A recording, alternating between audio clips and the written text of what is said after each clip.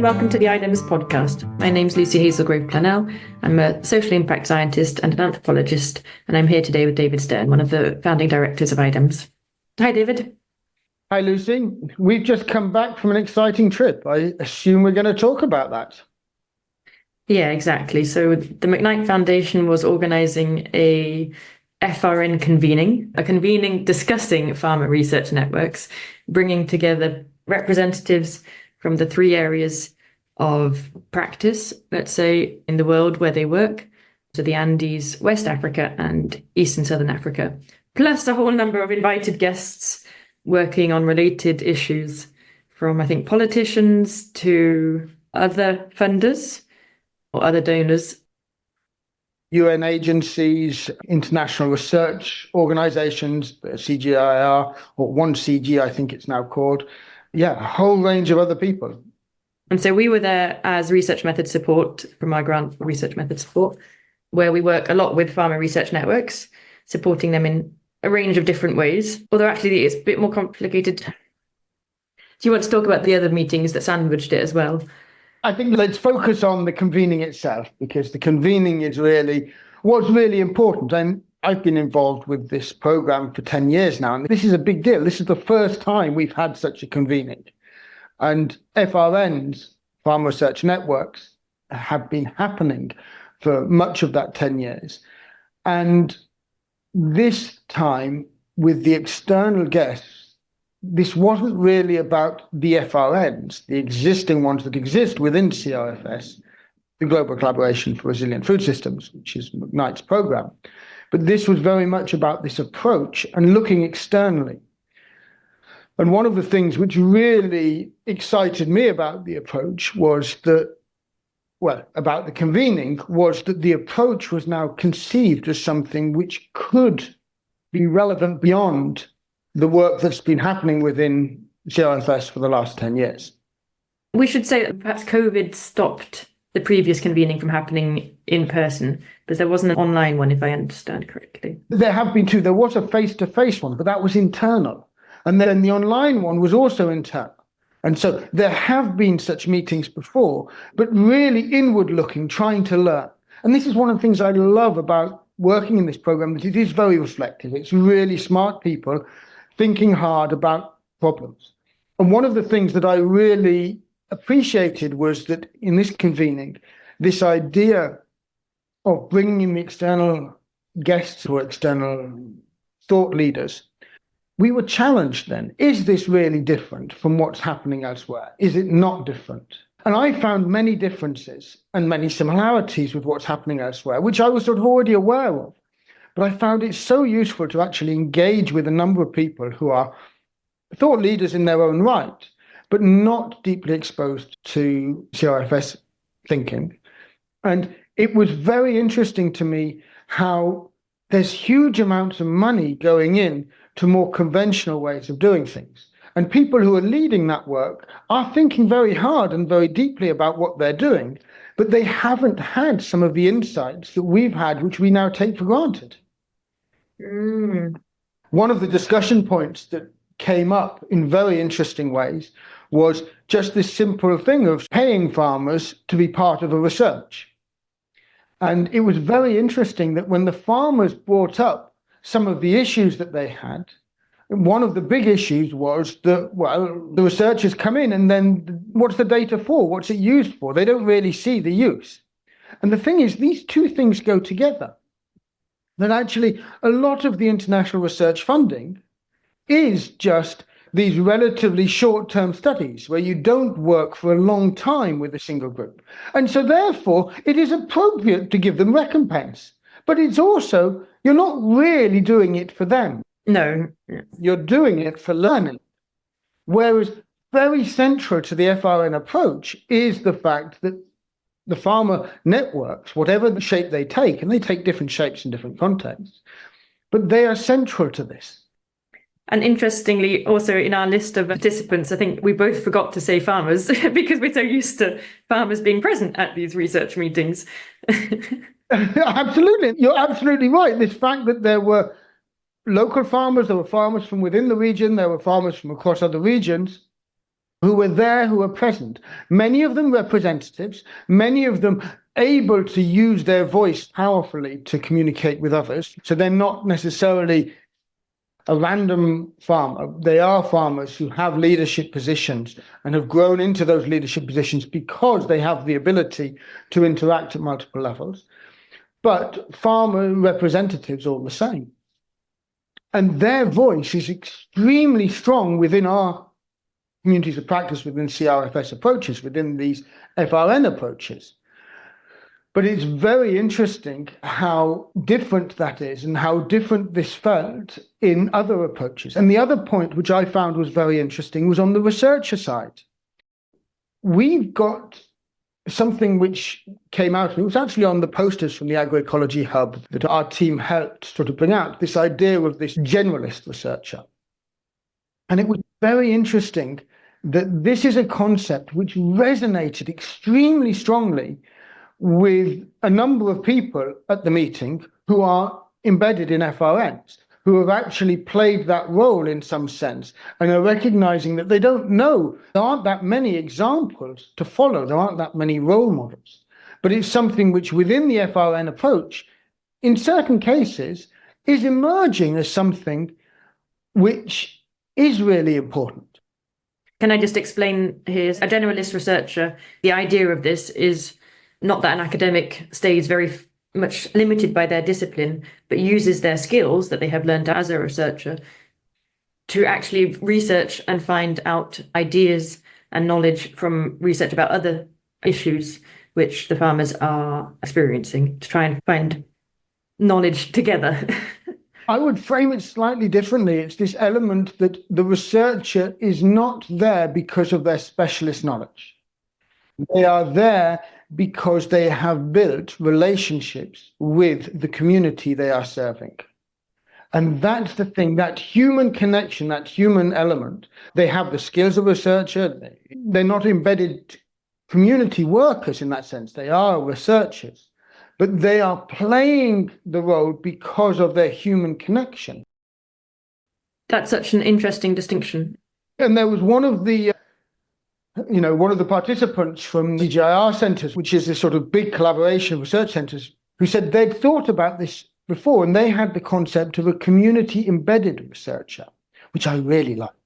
It was a question of how such a researcher would be funded and who would fund them. But I really like that idea that you actually have jobs which are to be a researcher within a community, to build those relationships within the community, to understand what research needs that community has, and to then be the bridge into the research world.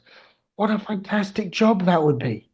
I was exactly going to ask, what would that mean for research? At the moment, we're talking about very small pockets of very basically individuals who are doing that bridge. But what would it mean for research more widely? So you're suggesting that you'd need a whole different kind of job?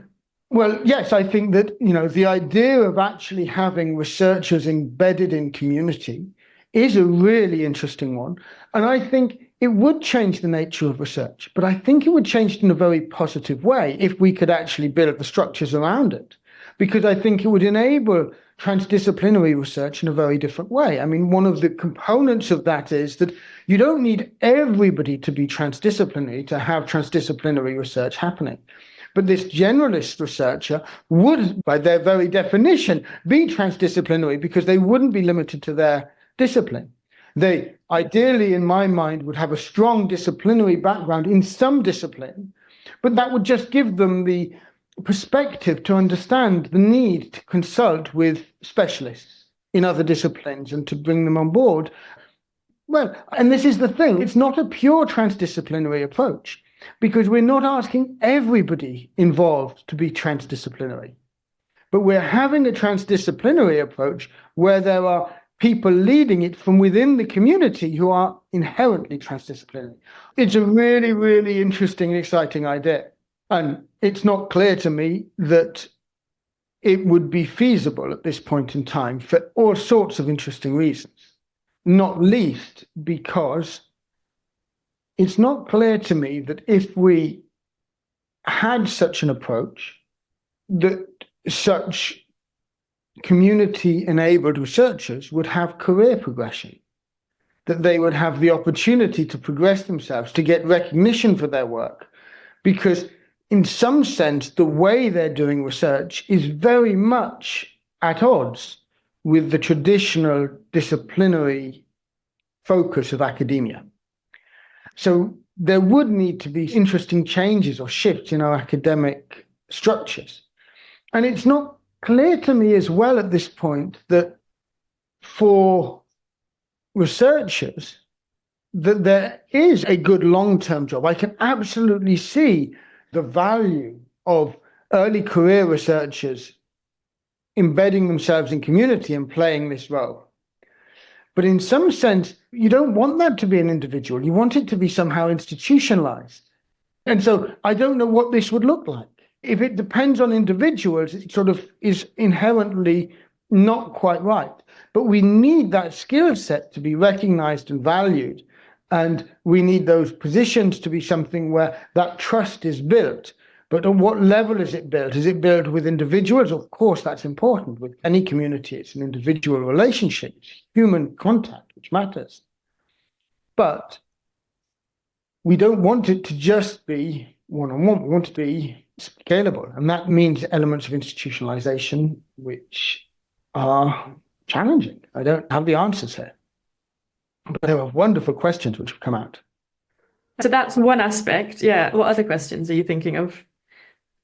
There were so many different inspirational pieces through the week. One of the other things which I was really inspired by was that FAO was there.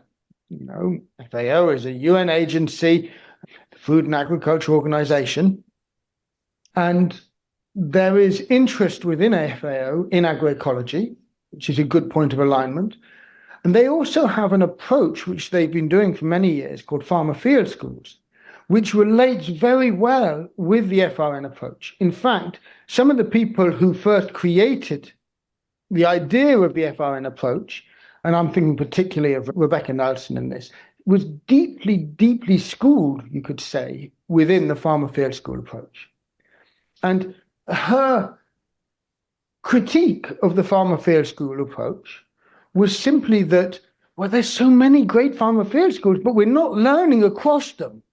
You know, there isn't that global learning coming out of the farmer field schools, whereas there's a lot of good local learning happening. So how do we actually create these enhanced, she used to talk about infinity loops, where you have the local learning and the global learning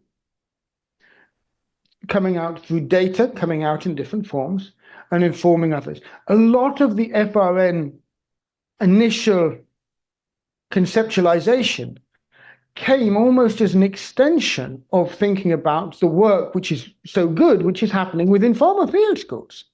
And actually saying, how do we get that global learning beyond just the good work which is happening through farmer field schools?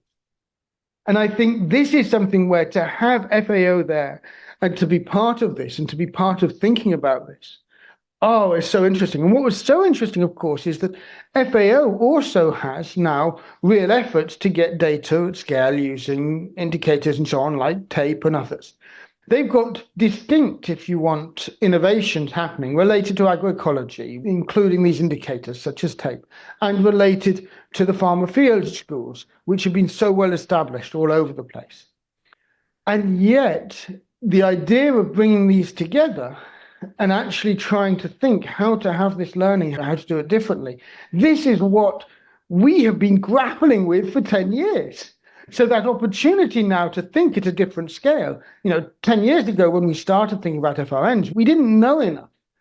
But now there's so much which has been learned over the last 10 years about this sort of approach of trying to do this. And we don't feel we've got to a simple process which can just be applied at scale yet, but we're getting there. No, when I say we're getting there, that sort of implies a sense of coherence that doesn't exist. Yeah. Coherence is not always a good thing. The stimulation that comes from different people bringing different perspectives. What I meant by the fact that we're getting there, I feel, is that there are some learnings which are coming out where there are opportunities to think about how could this be done at scale? What might this look like if it was different? And so on. And I think this is not uniform across the three regions, but there are learnings which are so interesting and which the likes of FAO now are able to see and possibly build from. And maybe they could build out from their farmer field school approach to a sort of FRN of farmer field schools, which would then have this sort of learning coming up and coming out, tying in with the farmer field school approach, but bringing up further learnings in different ways. Wow, that would be exciting. And I think that if you're thinking about how to take and use the farmer field school approach to build agroecological evidence and really serve the agroecology within FAO, there's a real opportunity here. So, yeah, these discussions, at least I've been hearing happening, this isn't coming from me, but it's really exciting. Yeah, it does sound exciting. I think I was interacting at a different level to you, I think, during the week. It's interesting to hear that all of those things were going on. I very much made the most of it to get to know the different ways the farmer research networks work in the three regions. I even learned, most of our work is in West Africa, so I learned more about how the farmer federations actually developed about 20, 30 years ago, which I hadn't been aware of. I thought that they had been a bit older than that. And in Eastern Africa, it's very much reliant on NGOs, I guess. And then the Andes is completely different. And they sort of do their own thing, which is really great. It was amazing to have the three cultural regions interacting and exchanging. And I think absolutely everybody loved that and appreciated it. Yeah. You mentioned the Andes there. One of the innovations that I'd heard about from the Andes, which I finally got to dig into much more, was this sort of network of farmers that were collecting climate data to feed back into improved local forecasting. And then that in turn was then leading to improved action based on predicted events. Oh, it was wonderful to understand the details of this and to actually see how I'd understood it before and I'd thought, this is really nice, but it's not relevant to the areas where we work as well for different reasons. And to understand how I was both right and wrong. The reason it wasn't relevant is because this improved forecast, when you're in a mountainous region with lots of local microclimates, this is essential. You need this, and the global models aren't able to give you local forecasts, and you can quite easily get improvements to those local forecasts by feeding the data in, which is more locally relevant, and so on. So that's what I had understood previously. And I thought, well, in the context that we work, this is much less relevant because we don't have so many micro forecasts and we don't have these sorts of things. And even then, if you take that to the next step of how they're using it for their extreme events, well, a lot of their extreme events are frost. They're temperature related in ways that in the West African and East African regions where we work are not as relevant. Yeah. And so that's where I'd felt, this is great. I love what's happening. This is what I'd known before, but it's not necessarily so relevant for our regions. However, what I think I'd failed to understand before, which I really grasped here, is that in some sense, yes, those were the needs that were emerging because that's the region they were in. But there was underlying this a process of working with farmers on understanding the events they're interested in and the needs, which could be appropriate in other regions. And so even if the improved forecast was less important and the nature of the data they're collecting could be different, the approach that they're doing, which I've never really been exposed to before, that is something which could be relevant. And that's really exciting, that there's details of what they're doing and how they're approaching it and how they've been building this out with the farmers, where even though the end result could look quite different, there's a lot we could learn from that approach. And I think there's a real opportunity to take some of these ideas to rebuild around it, maybe in a way which is more accessible and more shareable. Not because what the group in the Andes have done isn't good or isn't available, it's just they haven't built it with reusability in mind. And they built it to serve the farmers that they're trying to serve, which is exactly correct. But if we look at this same approach and say, well, can we make it easier for others to do the approach they've done? Then what comes out of it might be quite different. But if we could make that easier, that would be really exciting. We know from the PICSA work that we're doing of the importance of climate data in different ways. And in the context we work, the historical data is what people have valued. And this is why PICSA has been so successful. But the PICSA approach kind of has that as a starting point. Whereas the approach in the Andes, they sort of take a step back from that, where you actually go through a process which is able to identify locally what the needs are in terms of historical data forecasts and so on. So I have a feeling that there's something really exciting and interesting that we could learn. Of course, PICSA, which we've been involved in for many years, and this group in the Andes who are looking at these sort of short-term forecasts, which are really useful in their context, bringing ideas from both of these together into something which could be, well, I think genuinely, not necessarily new, but useful, bringing together in some ways maybe. Oh, I was really excited by that and really inspired by the work that's been happening out there. That's really interesting. Were there other specific pieces of inspiration you found? I just always find the West African groups really inspiring. So unfortunately, Madame Bao wasn't able to talk, but she was bringing in more the nutritional side, which wasn't discussed as much, and how to integrate that within the agroecology approach. I've just always got a thirst to know more about how farmer research networks, their role within a context where there's insecurity. I'm not sure if, inspired to know more in those sorts of situations. As you know, I've known the West African team for a long time, and I have so much respect for their work. And I was so delighted with how well they represented themselves. And the people who were really interested in a number of the things that were said there, the ambition and the institutionalization. I mean, what's happened in terms of institutionalizing these approaches within federations and so on. There's so much to be inspired by there. But I knew about all that. So in some sense, my other point of inspiration came from East Africa and this group called FIPS. I won't say what FIPS stand for, because as they pointed out, that this is where they started, whereas now it's just a name. And it could be made to mean anything. And so we actually had fun at breakfast one day thinking about other ways to use the acronym FIPS, in ways which are now more aligned with the work they do. Yeah.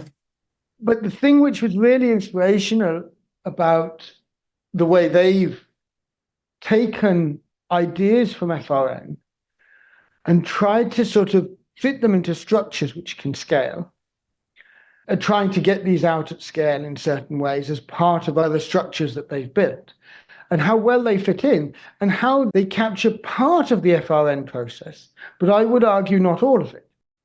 I mean, it's hard for these NGOs. A lot of them already have their own way of working, and then there's this opportunity to work as part of the FRN approach. So they're trying to work out how to adapt the FRN to suit their existing structures. Well, they're trying to work out how to do both, I guess.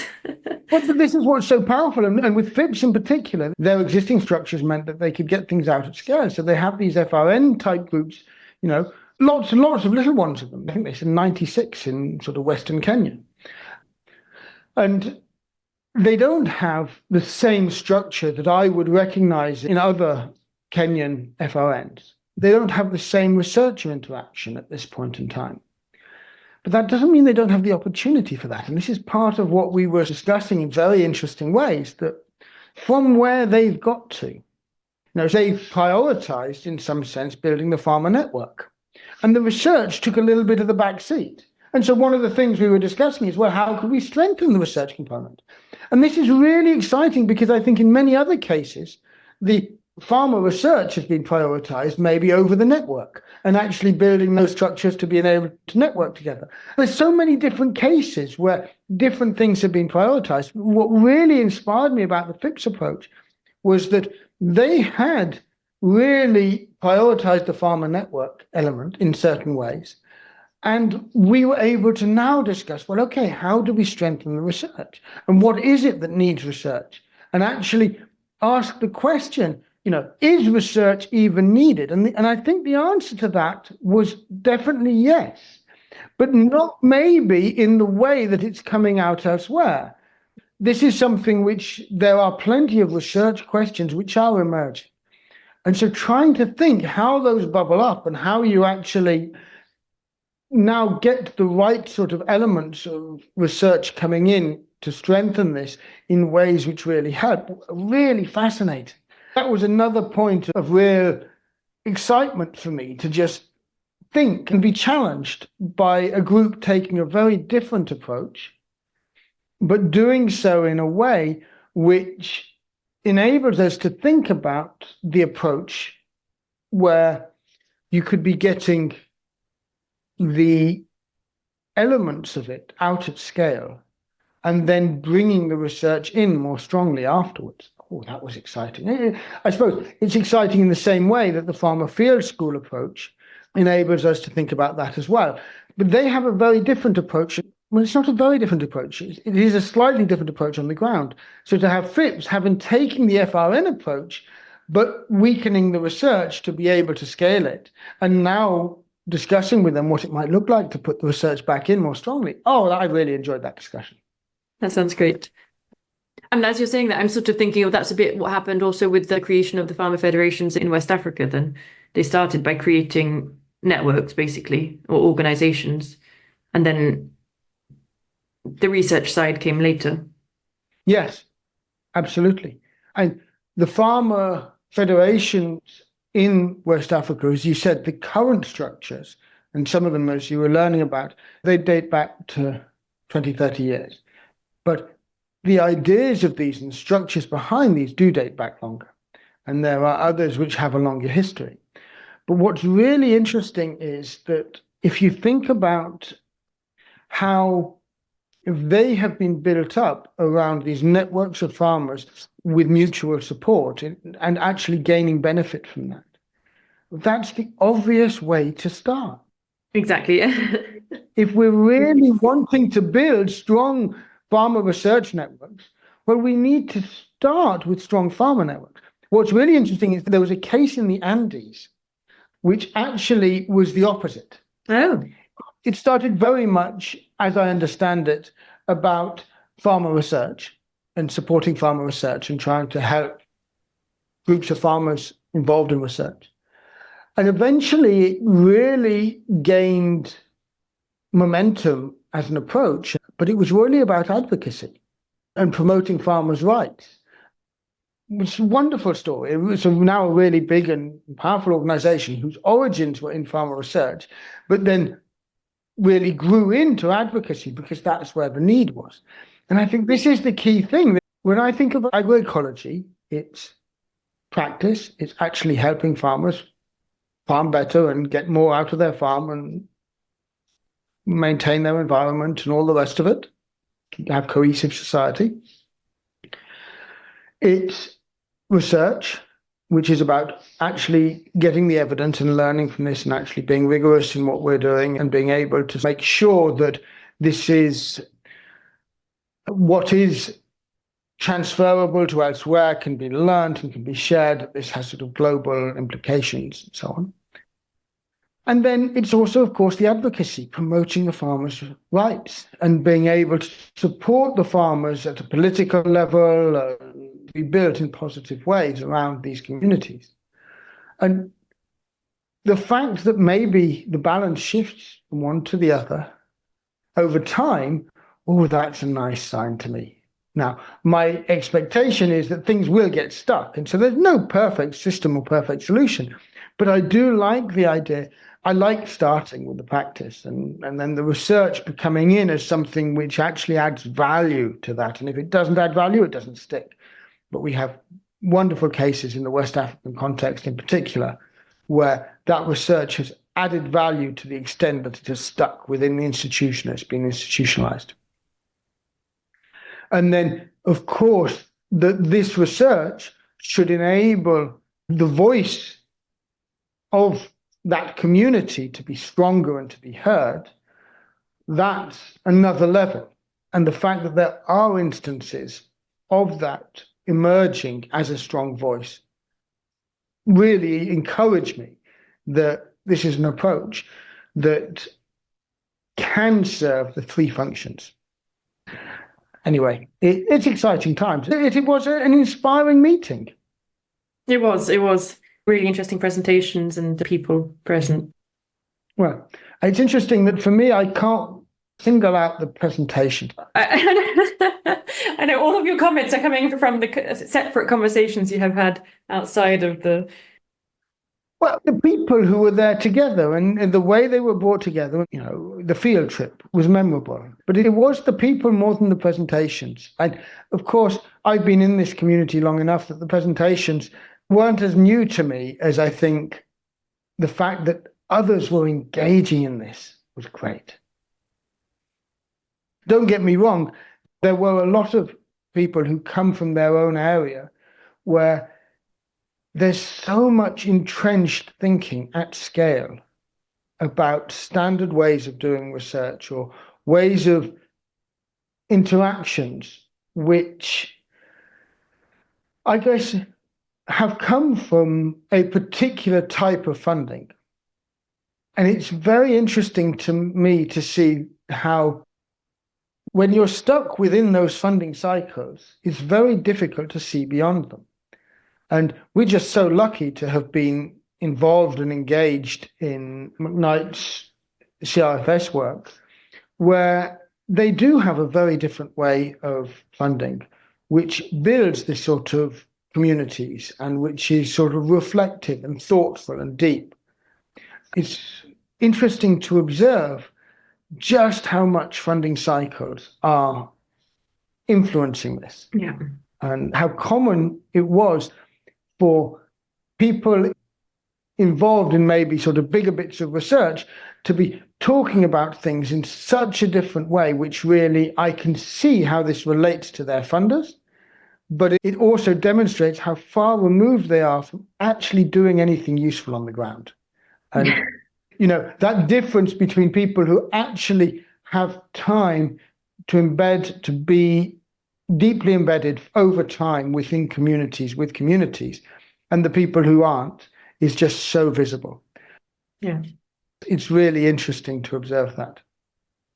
I have been exposed to that over the years many times, but I guess the reason it was so different on this occasion is that the majority were related to this sort of long-term approach, whereas a minority were sort of now in the traditional funding approach, whereas normally it's the other way around.